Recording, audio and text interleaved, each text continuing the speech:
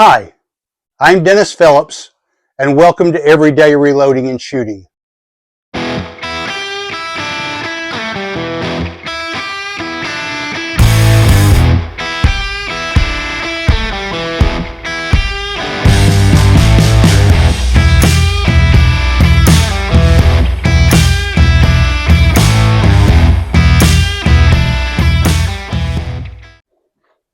So I'm at Academy Sports the other day, and I'm looking at their reloading supplies, and I come across this. It is the Hornady 62 grain ELD-VT. Now there's a link in the description below to a Hornady podcast where they talk about their new bullets that they're offering, and one of them, they do talk about the ELD-VT, which has the precision and performance of the ELD match bullet, but the VT is for varmint, which means it also has the explosive power of a varmint bullet. So I picked up a box of these, and I was looking for load data, and they don't have load data for this bullet in the 11th edition of their manual, but they do have load data for a 62 grain full metal jacket. Now, that is also the same load data that they have for the 60 grain VMAX. So I have a lot of data from where I've tested the 60 grain VMAX. Okay, so not too long ago, I spent a lot of time testing the 60 grain VMAX bullet with different powders and different charge weights. And after testing the IMR 3031, Varget N133, H335, Accurate 2460, CFE 223, and Accurate 2200, I came back and I ran that same test comparing the best loads from each. And what I found in that testing, and these were 10 shot groups, the N133 at 23.2 grains of powder had a mean radius of 0.22 inches, and the Varget powder at 24.2 grains had a group size of 0.73, but it had a mean radius of 0.24. It also had a very good standard deviation of 12.7. So what I'm going to do is I'm going to do a little bit of testing. And so what I'm going to do is I'm going to run a couple of tests. I'm going to load some 60 grain VMAX and some 62 grain ELD varmints at the same charge weights. I'm going to load 20 of those with the N133 at 23.2 grains of powder. And I'm also going to load 20 of the 62 grain ELD varmint. Then after that, I'm going to come back and I'm going to compare the Varget powder at 24.2 grains, and I'm going to test 20 rounds each of the 60 VMAX and the 62 grain ELD varmint. Plus I'll load 3 fouling rounds of one of those to check the scope on the rifle. But anyway, that's just a little preview of something that's yet to come. So I'll be getting back to you shortly on this, so stay tuned.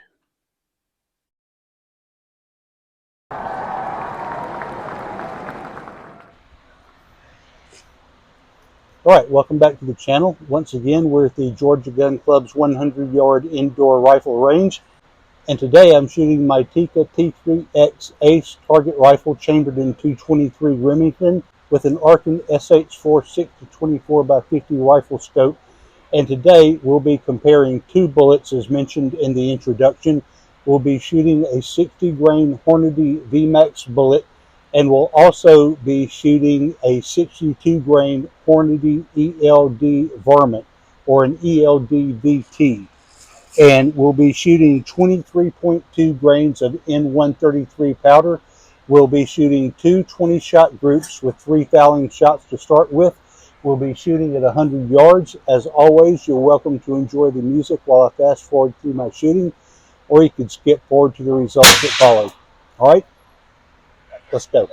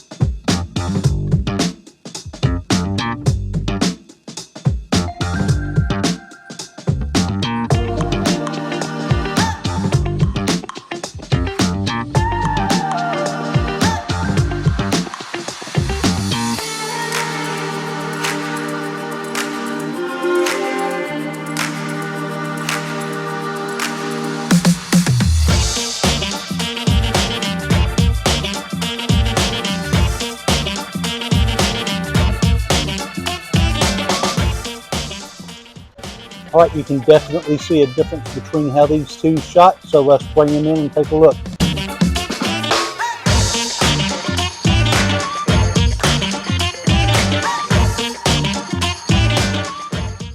All right, you can definitely see a difference in how these shot. Now, after shooting these three shots, I intended to move the scope one click to the left, but I accidentally moved it one click to the right, so I ended up moving it back. So I'm not going to count this shot with the 20. But look at this, man. These are just so scattered here compared to this group here. This group, the extreme spread's probably right at an inch with a mean radius of probably about 3.5, I'm guessing. And this, I mean, we had one shot all the way out here. So good grief. Don't know what to say about that. Those just did not perform well at all. We're going to try these with Varget powder also, but with the N133, the ELD varmint just did not perform well at all. But we're not going to give up on them. We're going to try this again with a different powder and see how it performs there. All right, so stay tuned. All right, I'm back from the range, and I've had a chance to measure my targets and analyze the results. And boy, do we have a difference here.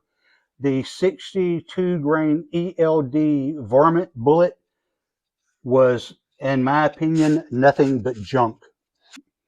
You have a very sharp angle on the ogive on this bullet, and so it seats longer than the 60 grain. If you're wanting to shoot this in an AR, you're not going to be able to, because the seating depth on this ELD varmint bullet is 2.4 inches, and the magazine length on an AR is only 2.26 inches. So you're going to have to load these in a bolt action that will accommodate the 2.4 inch overall length. Okay, we had a 3-shot fouling group right here with the 60 grain VMAX, a very tight group right there. And then I intended to move the scope one click to the left, but I accidentally moved it one click to the right, and I shot this shot, which I'm not going to account, because then I adjusted the scope back 2 clicks to the left and shot the rest of the groups at that setting.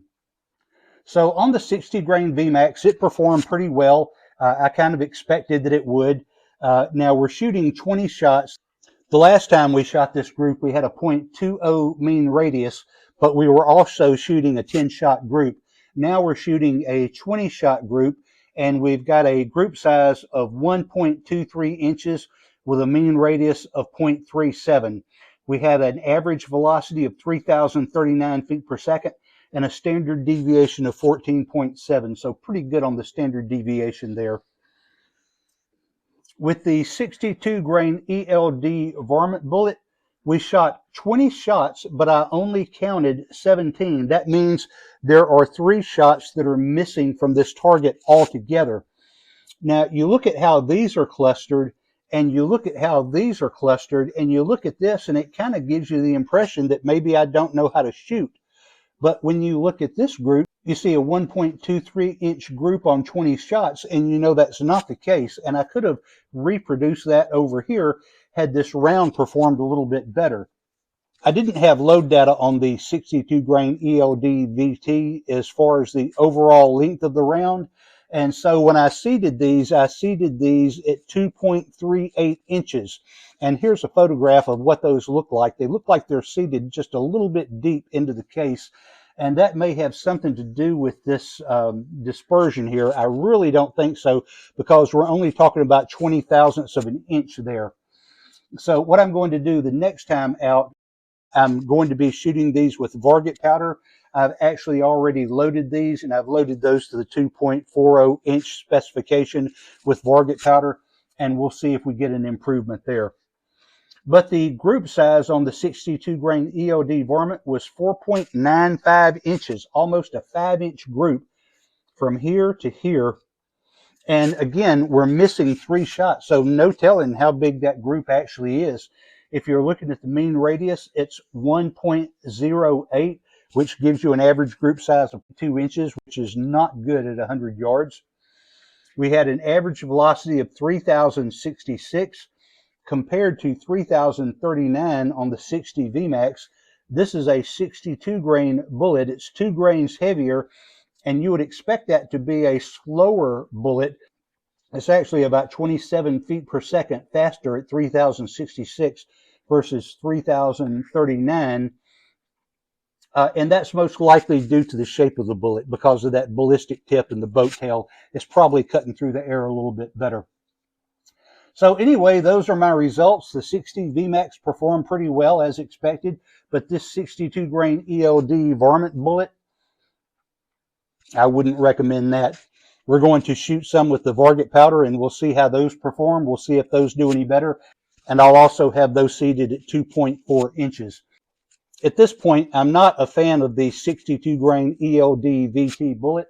They say the ELD is supposed to have the performance of the ELD, but it just does not. So what I'd like to know is, have any of you tried this 62 grain ELD varmint bullet? And what sort of results have you had? Post a comment below and let's start a conversation. All right, those are my results. I hope you find this information helpful. If you have any ideas, thoughts, questions, please leave those in the comments below. I try to interact with everybody that comments. I hope you will also like, share, and subscribe. And as always, thanks for watching.